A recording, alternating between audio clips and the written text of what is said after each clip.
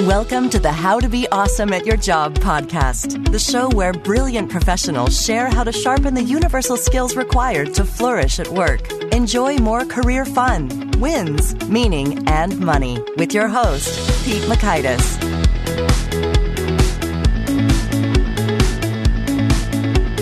Hello, and thanks so much for joining us here for episode 280 with Kimberly Powell. I think you'll love this chat with Kim because she is drawing from rich veins of data associated with leaders, CEOs, what got them hired, what got them to succeed, and what can aid us in the rise to power. So you'll learn 1, where likability can help you and hurt you. 2, the 4 critical behaviors linked to successful CEOs. And 3, brilliant CEO tactics to rapidly accelerate your decision making. So if you'd like to check out the show notes or the transcript or the links to items that we've referenced, it's over at awesomeatyourjob.com/ep280. And while you're at awesomeatyourjob.com, I hope you'll check out some of our handy resources. One handy resource, I think, is the magnifying glass right there in the navigation bars. You can click it, and with all 280 episodes transcribed, odds are good we've covered something related to what you'd like to hear, and you can resurrect a prior episode based on just one phrase you remember a guest saying, or search for the issue that's near and dear to your heart at the moment. And if you don't find what you're looking for, hey, shoot me an email, pete@awesomeatyourjob.com, and let's try to find that guest who has that wisdom to help you where you need some help. Now, here's Kim's story. Kim Powell is a principal at ghSMART. She serves leading Fortune 500 senior executives, private equity firms, and nonprofit leaders in the areas of management assessment, leadership coaching, and organizational change. She co-leads ghSMART's research on first-time CEOs and is passionate about supporting leaders and accelerating their effectiveness in new roles. Big thanks to Kimberly for sharing her wisdom with us, and big thanks to our sponsors. Check them out.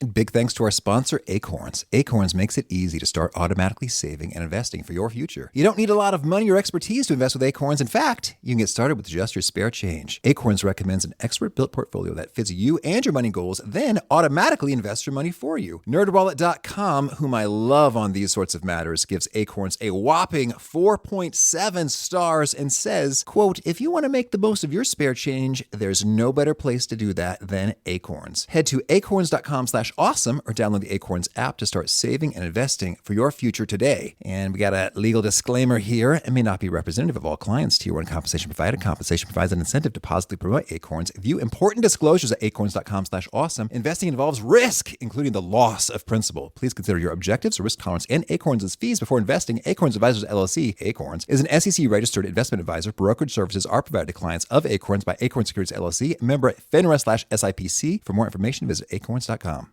One sponsor to check out is Harvard Business Review. This brilliant magazine, published at hbr.org, is the leading destination for smart management thinking. Fun fact, HBR has been mentioned in 108 episodes of the show.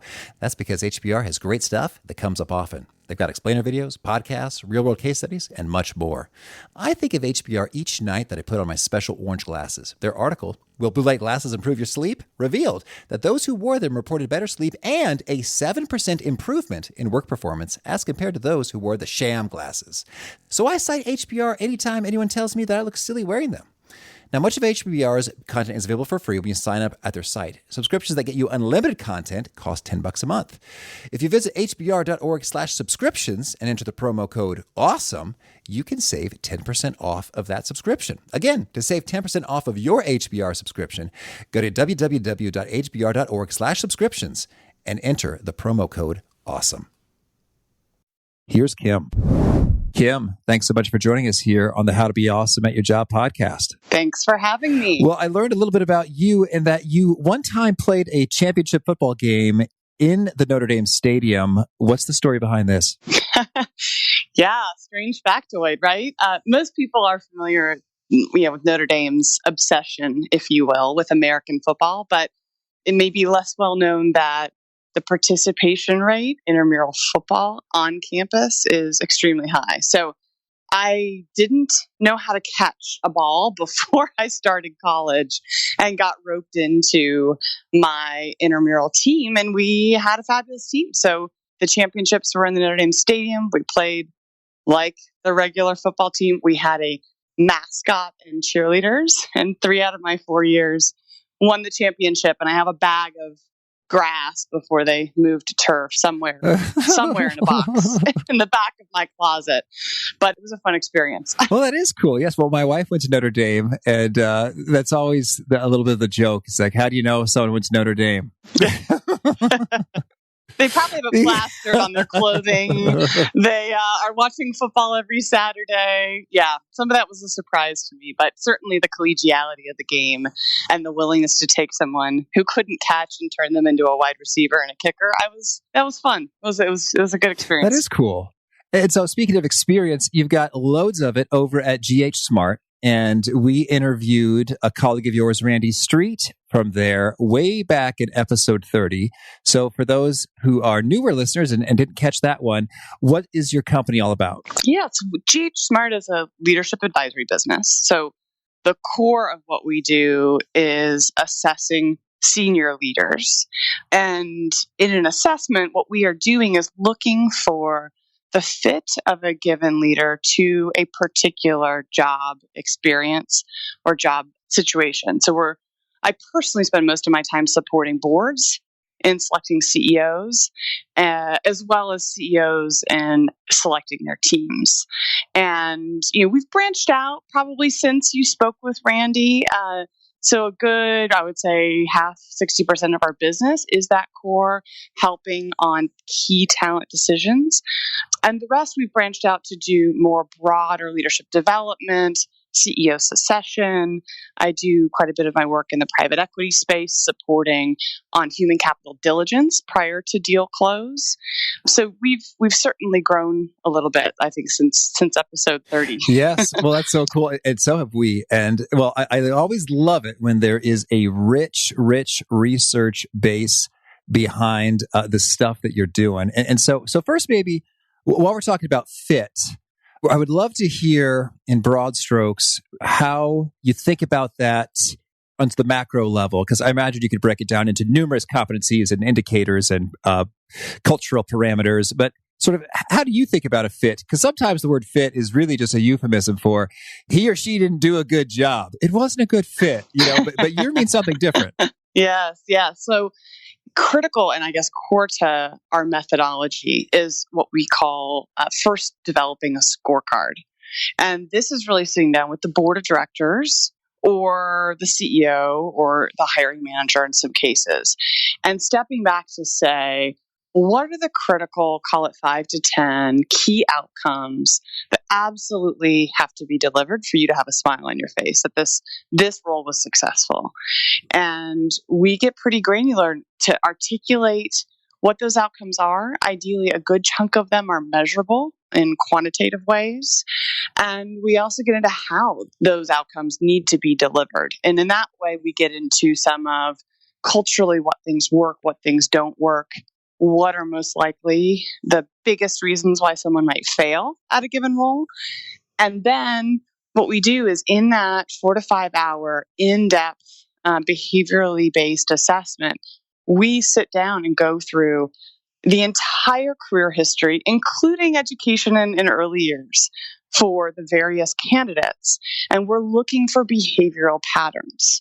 What we want to see is an individual who has operated in similar contexts and delivered the similar rate, size, pace of outcomes that this particular role is expecting to define success. Okay.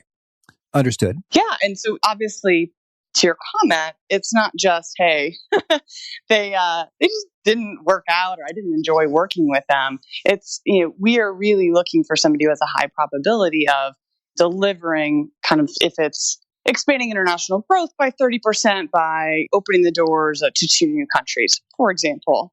We would be looking for behavioral patterns and underpinnings where they've done that in the past in different contexts. They have exhibited the agility, cross-culturally, those types of things, to sit down with then the hiring manager and say, look, in these contexts, they've successfully done it, or in these contexts, they haven't.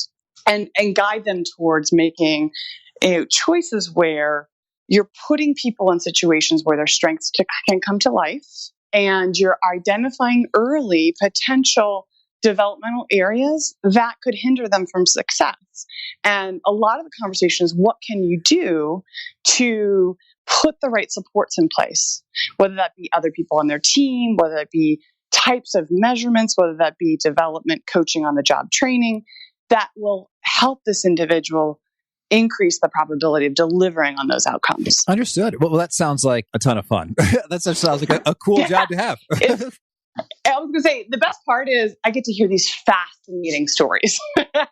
And it's really incredible to be a witness to people's amazing accomplishments and how they address setbacks and how they bounce back from that. And you do really quickly start to see some patterns of success, which the reality is we gather things that go really well. We gather a lot of things that don't go well. And we hear how people talk and internalize and approach that. And, for me, stepping in, almost 5 years ago, it was fascinating that we had not adequately, in my opinion, taken full advantage of this amazing assessment data set. So my I'd done writing and research and my background in strategy consulting, and I stepped in and said, this is a rich opportunity to mine this data in a way that could be really useful for aspiring leaders, managers out in the world. And teamed up with one of my colleagues who had that same intention and started supporting a research effort, which we called the CEO Genome Project. How do we decode what makes a CEO? And conducted a bunch of research over a number of years and ultimately delivered some insights that we thought were worthwhile telling on a broader stage. So hence the idea of maybe we should write a book. But it was really after already uncovering some interesting nuggets that we thought would really be useful for aspiring leaders. And only then do we decide to embark on the marathon of putting it to paper. Well, and put it to paper you did. And the book is called The CEO Next Door. And by the way, excellent title. It harkens to The Millionaire Next Door, which is one of my favorite books, full of insights and counterintuitive, data-driven goodies.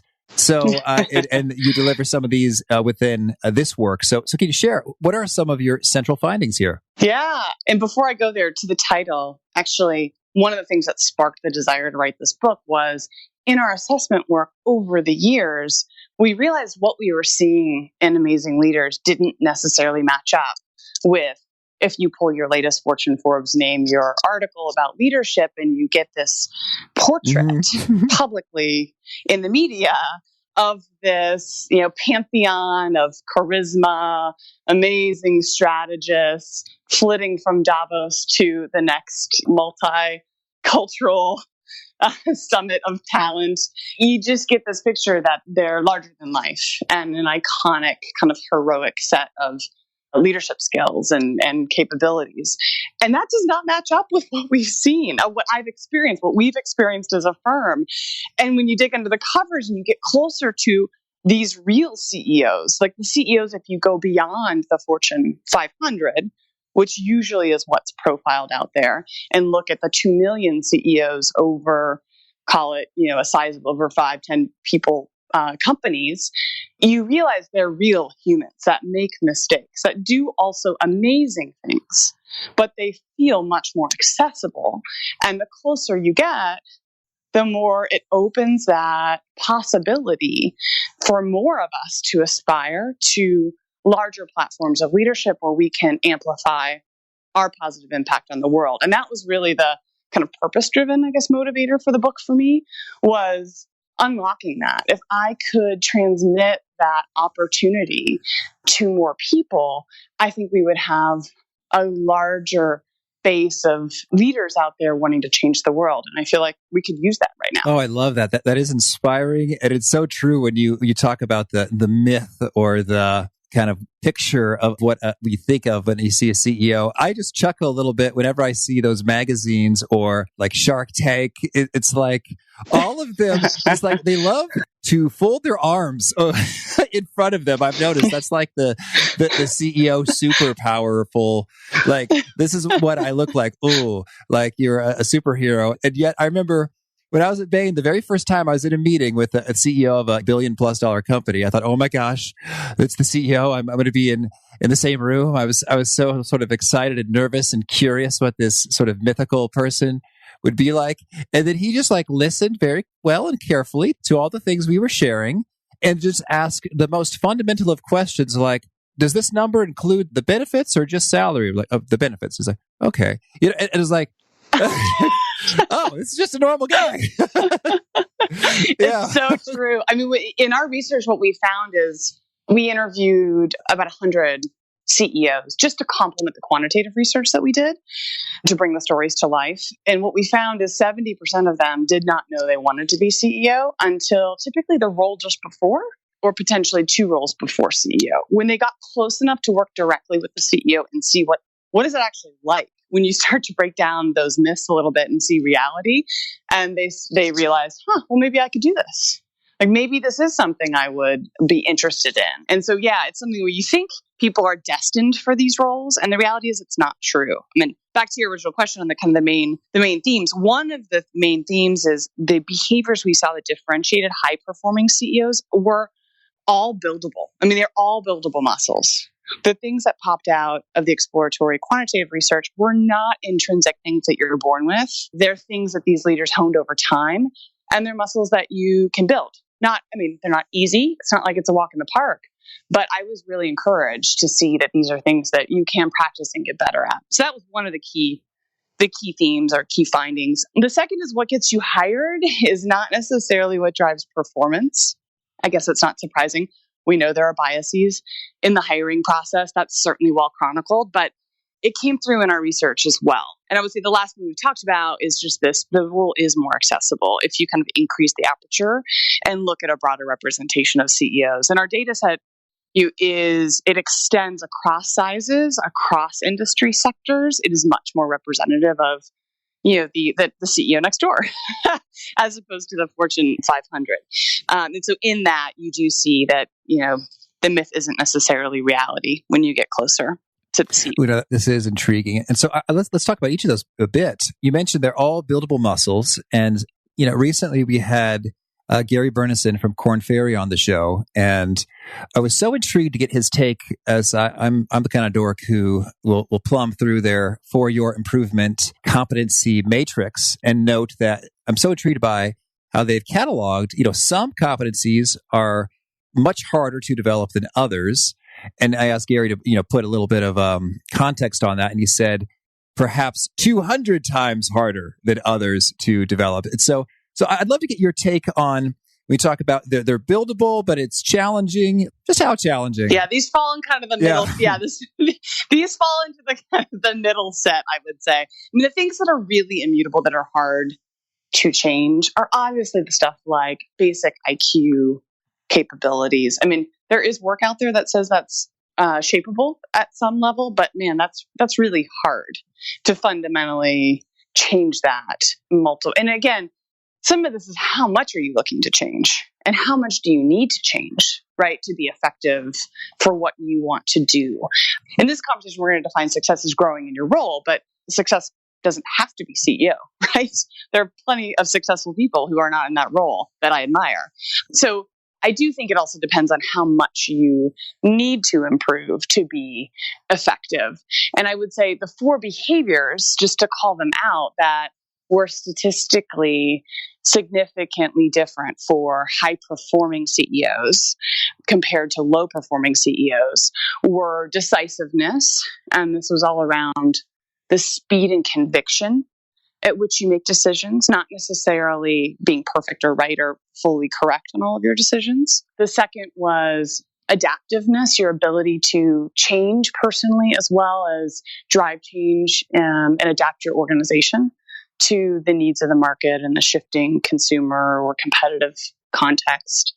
The third is reliable delivery. So this is the ability to consistently deliver against expectations. And the last is engaging for results. And this is really about your ability to manage a very diverse and increasingly diverse stakeholder set and moving them in an aligned fashion towards a common goal, which is really obviously tricky and gets more tricky as you grow in an organization. So those are the four. These four behaviors all fall in the spectrum of changeable, and you can certainly improve. But it requires significant focus. It's like the Ben Franklin, pick a given trait, work on it relentlessly, build a new habit. And there's plenty of work out there about how do you build a new habit, but it takes that level of focus. It's not something technical or, for example, communication skills. Get some guidance on how to structure a presentation, get video, get some feedback. You can improve more easily. I mean, I would put that as the, kind of easy category. These are things that I think, because of the nature of them, require very discrete focus because you're making decisions at every moment. And you can practice and build better behaviors at every moment, but it's not as simple as going to a training class, if that makes sense. I don't know how that's what or meshes with what you've heard before, but that's why I would describe them as changeable, which is really encouraging. But it's not easy. You got to really focus on it. Okay. Well, so let's talk about each of the four there. Now, let's kind of fast forward a bit. Yeah, sure. Okay, very cool. So I'd love to chat about each of those four. But first, Kim, can you tell us a bit about that point that what gets you hired doesn't drive performance? Yeah, of course. Yeah. So we gathered outcome data around who was hired and not hired. We also gathered did they exceed performance expectations, meet or not meet? And what we found is those kind of buildable muscles, those four behaviors that matter, were all correlated with high performance. But only one of them was actually correlated with what gets you hired. Interestingly, and that was reliable delivery. In our conversations, we also talked to board members. We reviewed a suite of 70 CEO firings. So we spoke with the board to get underneath what drove that. And really what you hear is reliable delivery clearly is important in delivering performance, but it's also something that exudes safety in the process of hiring. If you're someone who has met or exceeded expectations across your career, manage that effectively, put in rhythms, cadences, et cetera, for your organization to deliver, you are someone who's going to make the board feel very safe. And they feel very nervous in that critical decision around who should lead the company. And so safety is something that you can play to by ensuring reliable delivery. The thing that did pop out that is a big driver of getting you hired, but is not correlated with high performance, is likability. So the warmth and energy you exude in the interviews really matters. And if you combine that with the safety of reliable delivery, you end up as an individual that the board wants to back. So while being likable doesn't help you deliver results, we actually did a little HBR, a little piece around being too nice can get you in trouble. Being very likable in an interview does work to your advantage. At least that's what our data would say. That's so intriguing, Kim. And I try to be nice, and I think I'm often likable. And so I'm wondering, is it just sort of a no correlation or like a negative correlation? Like I'd be better off if I'm a little meaner. Well, it depends if you want to get hired or if you want to perform. Perform.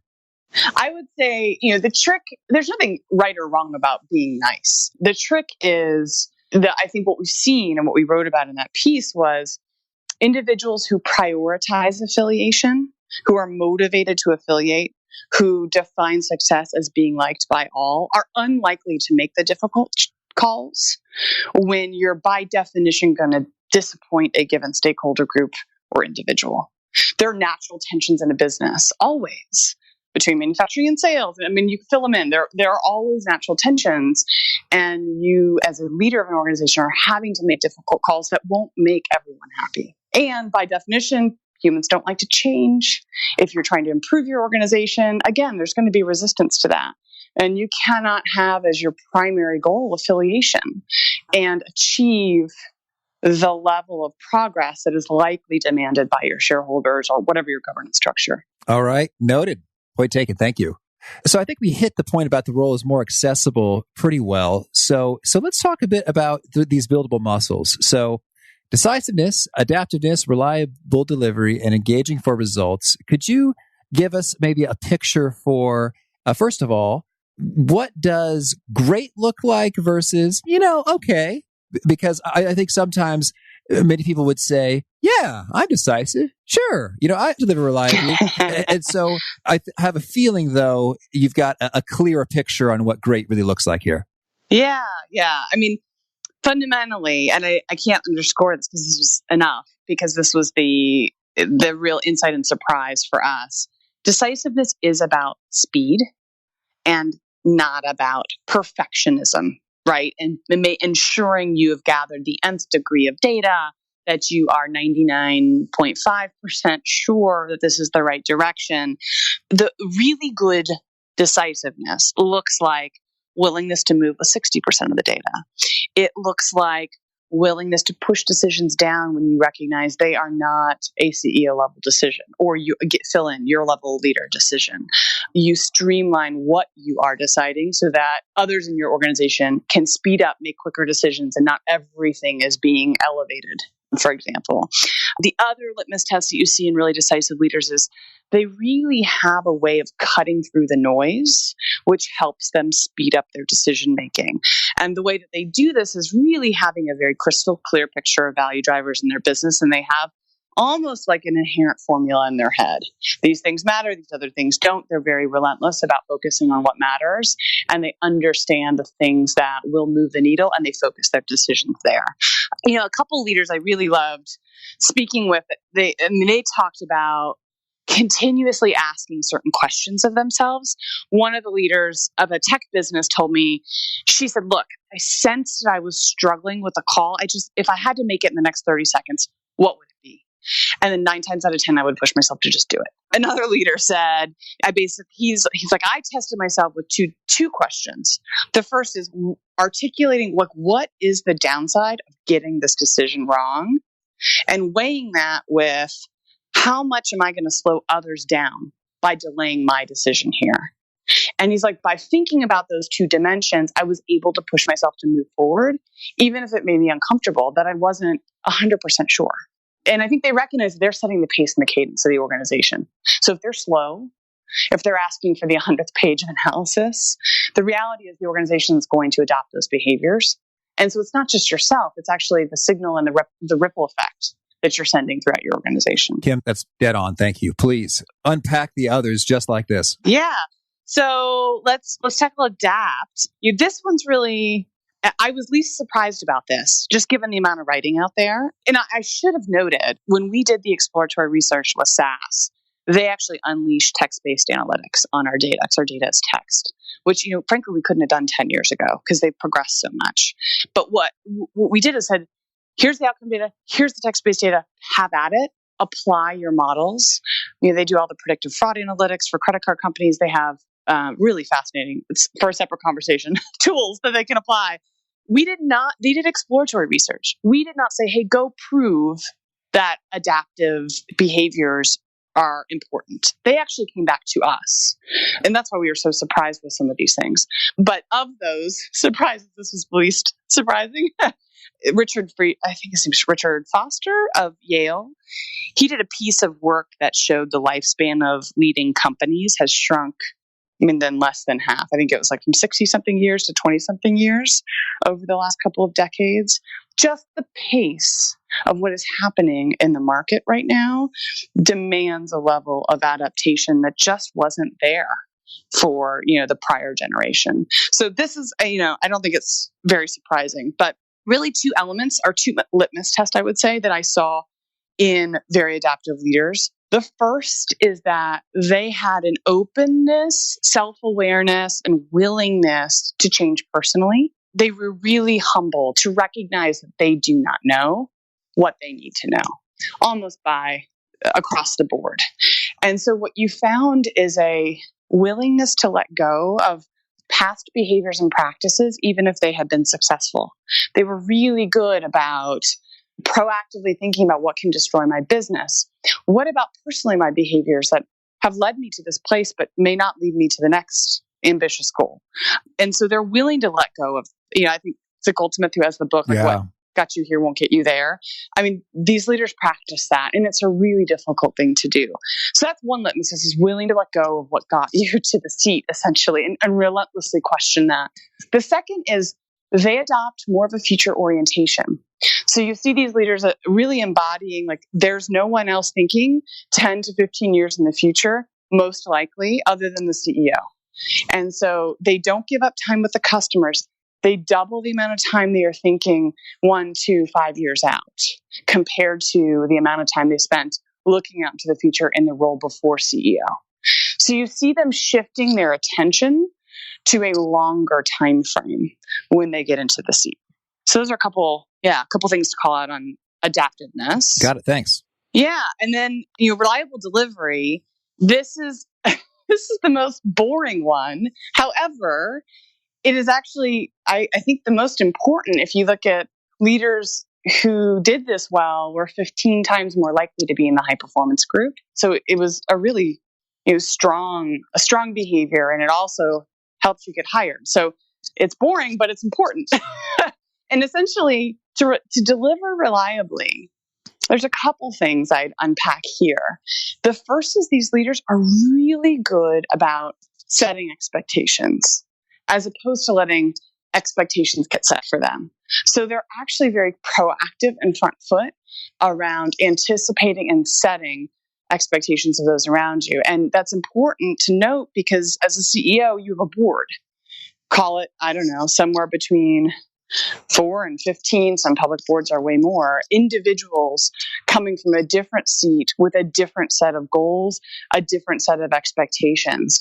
And the CEOs who are successful really actively spend time setting an aligned set of expectations for performance in a way that allows them to deliver. And this is not a one and done. They do it over time as the context changes. So I remember talking with a board member who was really frustrated with his CEO. And I was like, wait, I saw your original value creation plan. Like, he hit that. And the board member said, yeah, but the market changed. It actually opened up and this happened to this competitor. They went away. It actually should have been bigger. And that dissonance between changing expectations created friction and frankly sucked up time and was unproductive for the CEO to deal with on the board. And had they been ahead of that and proactively shaped that, they could have minimized kind of the friction and transaction cost. The other element to reliable delivery is, I think, more of the mundane one, which is these leaders try to show up consistently and build consistent expectations into their organization. And this removes ambiguity. So for people who are operating day to day, if you are working for a leader who you don't know is Jekyll or Hyde going to show up today? Is your expectations of the questions you ask of my P&L going to be different than they have been the last month? It is hard to operate effectively. You're constantly guessing. You're in a world of ambiguity. It does not lead to your highest performance. And so these leaders recognize showing up consistently removes some of that ambiguity for the team. And the clearer they can set expectations, they use scorecards, they use metrics, they give clear feedback, they hold people accountable. And if that's consistent, the organization operates at a higher performance level and a higher capacity than they would otherwise. Right. Makes sense. So a couple things there. Yeah. And the last one is engaging for results. And as I mentioned, this is really around how do I herd the cats to a given bowl of food. The simplest way. And then the cats all want to go in different directions, and some like mice and some like chicken. I'm making this up. But basically, you do need to spend the time with the important stakeholders, whether that be key leaders, key regulators, key industry titans, key board members, to really gain their perspective. And oftentimes there's a lot out there around how do you empathize, you imagine what it's like in someone's shoes. Actually, these leaders are actively asking questions and getting the perspective directly from the individuals at hand. They're not imagining, they're asking smart questions and listening, and they're using that intelligence and understanding of that individual or group of individuals' goals to harness that knowledge to move them towards a given intent. They have a goal for most interactions. They know what they're trying to get or like where they're trying to get to or where they're trying to move this group or individual to. And they're very deliberate about using the individual's motivations and ambitions, knowing very clearly what the intent is, and then putting rhythms into the business or into those relationships that move those stakeholders forward in an aligned fashion. Okay. And you mentioned a part of that in the book there is that there's some conflict, differences of opinion about what's best and one stakeholder over another. And how do they navigate that well? Yeah. Well, sometimes they don't. We could talk about a bunch of examples of that. But when they do, they are very good at, again, it kind of links back to kind of expectation setting. They are very good at listening, gathering input, understanding goals, and finding other ways to move individuals towards that goal and logically explain why this is best for the enterprise overall. They have an ability to link it to what's in it for me being the person sitting across from the table from them. And they have an ability to make it relevant to that individual or group's context. And that requires really listening, not just imagining imagining the goals, imagining the context.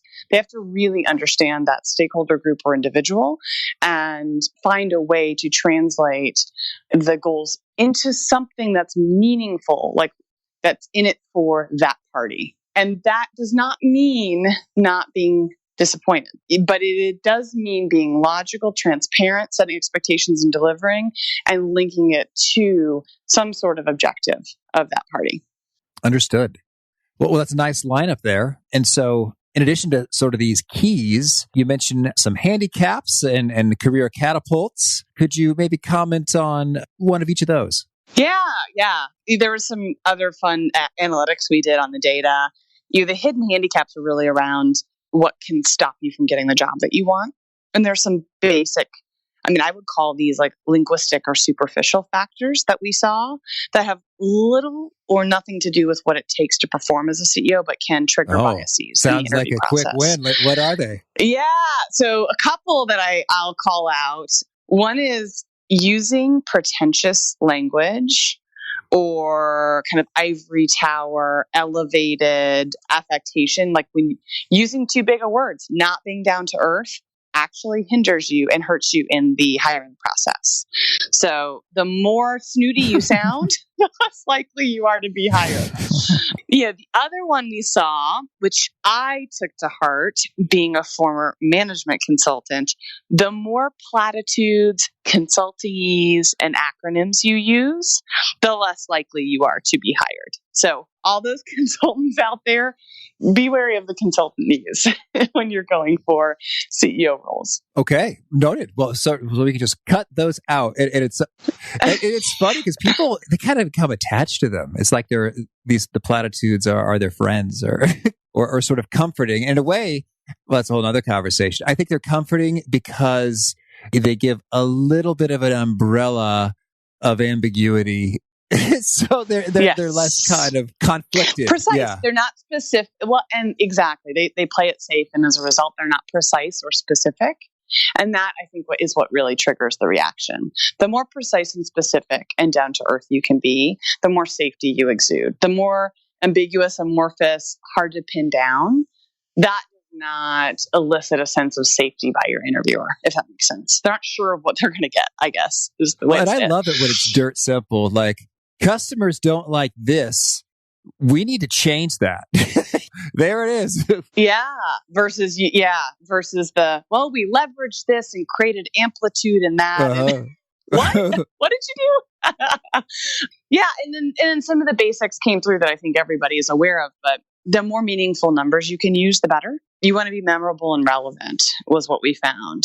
And so if you're coming from an organization that's not well known, you don't have an in with the organization to the extent that you have, we call it kind of bona fides. But if there are ways to articulate a stamp of approval from somebody who's respected by the organization you're hiring or interviewing for, finding those connections and then being memorable and relevant and numeric where you can in terms of your impact and what you've done in the past are all good things to file away for your next job interview. Yeah, I completely agree. And I see that, I've coached many people on their resumes, and it makes a world of difference between, to say, improved to cut $20 million improved. Like, okay, it's sort of night and day.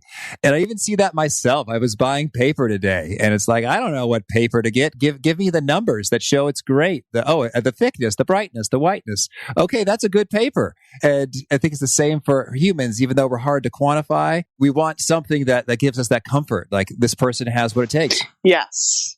And even better, cutting 20 million in cost off a base of 100 million versus off a base of $1 billion actually means something different to me.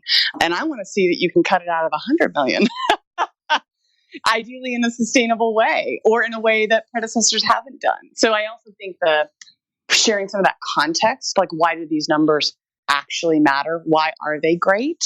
Is also really important. Excellent. Well, Kim, tell me, is there anything else you want to make sure to mention before we shift gears and hear about a couple of your favorite things? Well, I think I would just say, for everybody who wants to be awesome at their job, don't just accept any role. Like, pick the right role for your strengths and your skills and your values. I mean, one of the myths that we bust in here in this book is there's really no, we call it the all-weather CEO. I mean, the reality is I've met fabulous, really great leaders that wouldn't be great in the context for which we were making a hiring decision.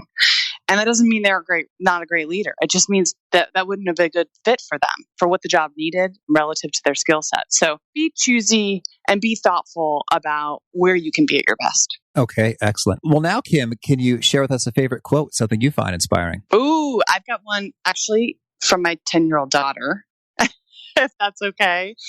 Her quote is, "You can still taste when you take small bites," which has been a philosophical quote that it became philosophical for me around how much do I bite off career-wise? How much do I bite off in terms of my calendar and schedule? And the reality is I can still taste performance, success, impact, even if I take small bites. I love it. Thank you. So not a famous quote, but it's important to me. Oh, that's fun. Thank you. And how about a favorite book? Oh, I've got a lot. I think I saw somewhere that maybe you've had your first child. So yes, I'll call out two. One is called Nurture Shock. I think it was by Poe Bronson and Ashley Merriman. Data-based research on parenting. Oh, cool. So that could be up your alley. The other one, I have a 10-year-old girl. There's a great book called Untangled by Lisa D'Amour, who, again, database research on how to navigate the teen years. And then I would say from a business perspective, I love Growth Mindset by Carol Dweck. Right. Well, thank you. And how about a favorite tool, something that helps you be awesome at your job? So I use an app called Strides, which is, I think, originally an exercise app, but you can customize your goals. I'm very goal driven, and I use it to track nights away from my family, so that if particular week is horrible, I can zoom out and look at it by month, by quarter, by year, and realize I'm actually still on track. Oh, cool.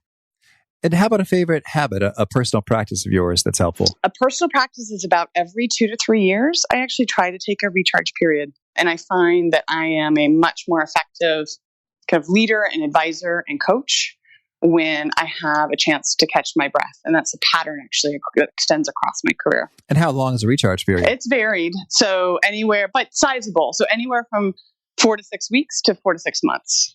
And so you're just not working during that time? Yeah, I'm just not working. That's awesome. I'm gearing up for one this summer, actually, in late summer, to, again, just unplug. I do a lot of fiction reading.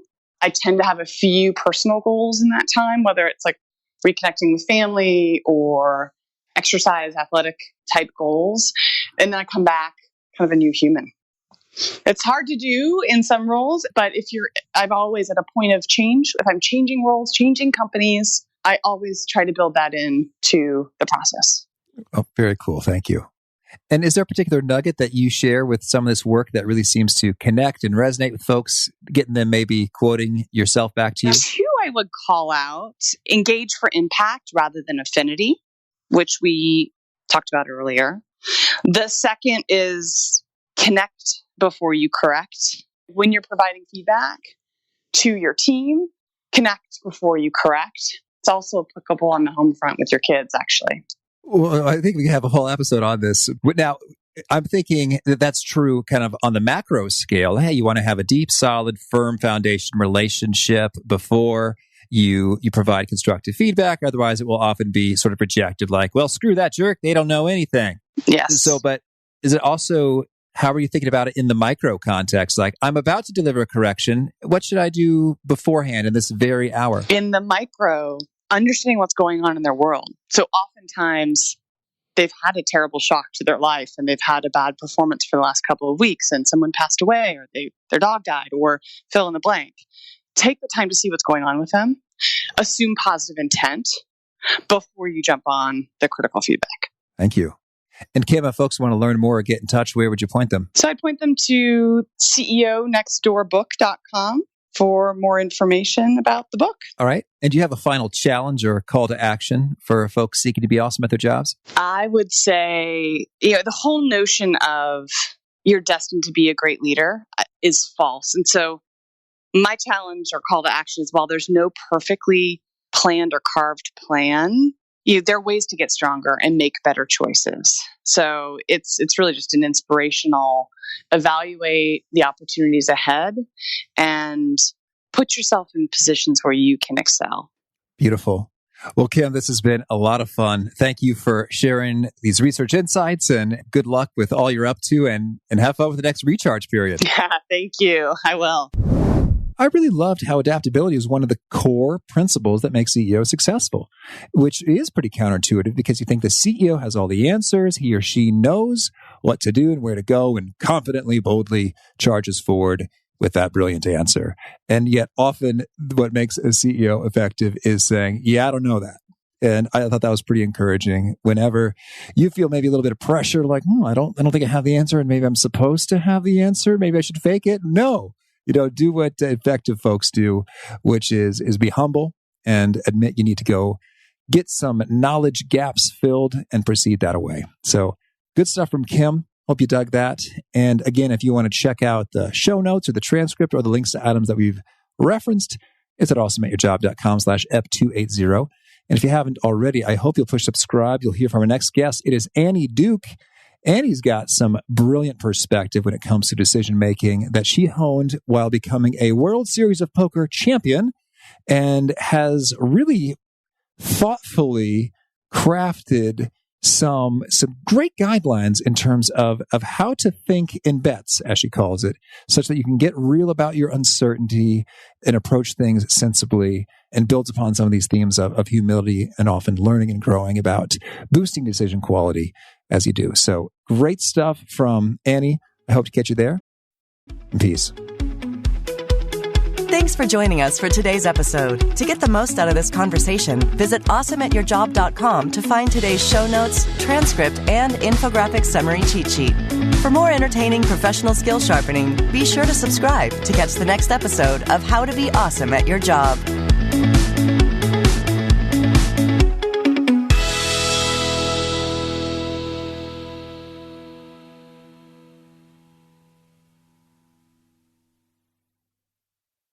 Look around. You can find cars like these on AutoTrader. New cars, used cars, electric cars, maybe even flying cars. Okay, no flying cars, but as soon as they get invented, they'll be on AutoTrader. Just you wait. AutoTrader.